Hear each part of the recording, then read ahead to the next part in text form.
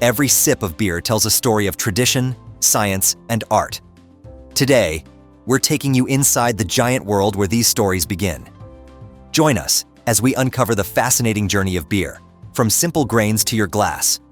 Our journey begins with the core ingredients that make up every beer: water, grains, hops, and yeast.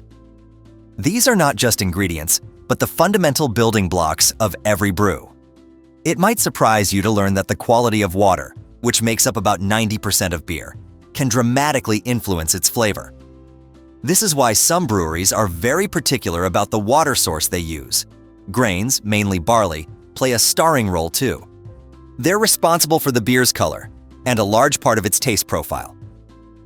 Barley grains undergo a transformation called malting, where they're soaked and then dried in kilns to release sweet flavors.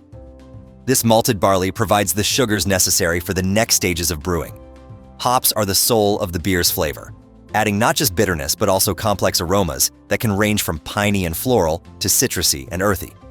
Depending on when hops are added during the brewing process, they can change the character of the beer dramatically. Finally, yeast is the unsung hero of beer making. This tiny microorganism is what turns the sweet liquid derived from the grains into beer, eating the sugars and fermenting them into alcohol and carbon dioxide. With these 4 ingredients in hand, brewers are equipped to craft an incredible variety of beers, each with its unique flavor and personality. Now let's delve into how these ingredients come together in the first critical steps of brewing: malting and mashing. Malting is where the magic begins with our humble grains. During malting, barley grains are first soaked in water to germinate, which starts the conversion of stored starches into sugars. This germination is carefully controlled and stopped by drying the grains in large kilns. The drying process also imparts different flavors and colors to the malt, depending on the temperature and duration. This malted barley becomes the sweet backbone of our beer, ready to release its potential in the mashing process. Mashing is where malted barley meets hot water.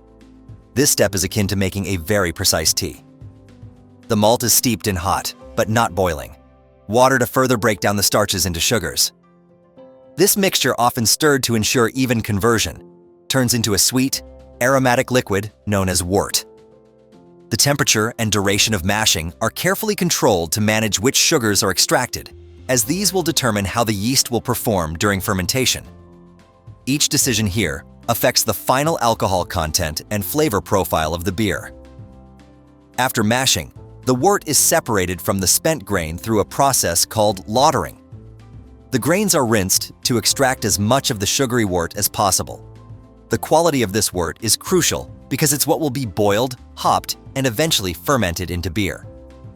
Now that we have our wort, a sweet foundation, it's ready for boiling and the exciting addition of hops, which will be our next crucial step in the brewing process.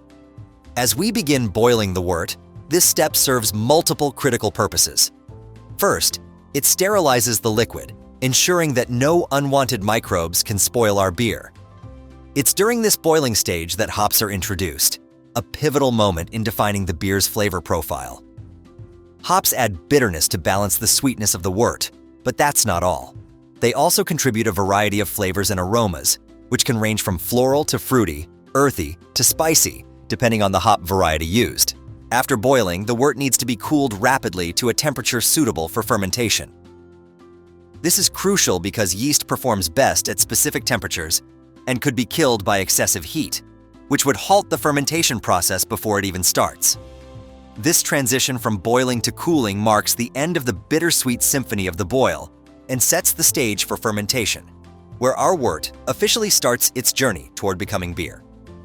Here, the yeast enters the scene, ready to work its magic by converting sugars into alcohol and carbon dioxide. Fermentation begins when yeast is added to the cooled wort.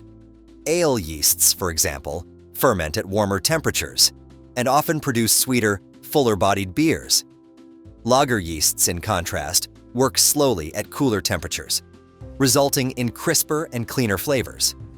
The fermentation stage can last anywhere from a few days to several weeks, depending on the type of beer being produced. Once the primary fermentation is complete, the beer isn't quite ready to drink yet. Most beers go through a phase called conditioning, where they are allowed to mature in tanks for several more weeks. This helps develop deeper flavors and reduces unwanted byproducts that can affect the taste and clarity of the beer. Some beers may also undergo secondary fermentation, especially those that are bottle-conditioned, where additional yeast and sugar are added to create further carbonation naturally.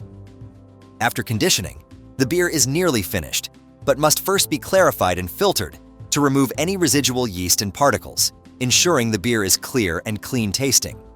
Only then is it ready for the final step. After fermentation, the beer enters a phase called conditioning. Here, the beer matures, the flavors meld and deepen, and any harsh flavors from fermentation mellow out. This step is crucial for achieving the desired clarity and stability in the final product. Some beers are conditioned in the same tank where fermentation took place, while others may be transferred to new tanks to separate them from the sediment left by dead yeast. Conditioning can vary in length, depending on the beer style. Lagers, for instance, benefit from longer conditioning at colder temperatures, which helps create their crisp, clean profile. Ales might condition for a shorter period, but at slightly warmer temperatures, which enhances their robust and complex flavors. Filtering is the next critical step. This process removes leftover yeast, hop particles, and other materials that could cloud the beer's appearance and affect its taste.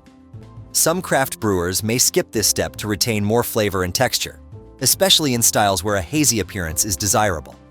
Finally, the beer is ready for packaging, which might be in bottles, cans, or kegs.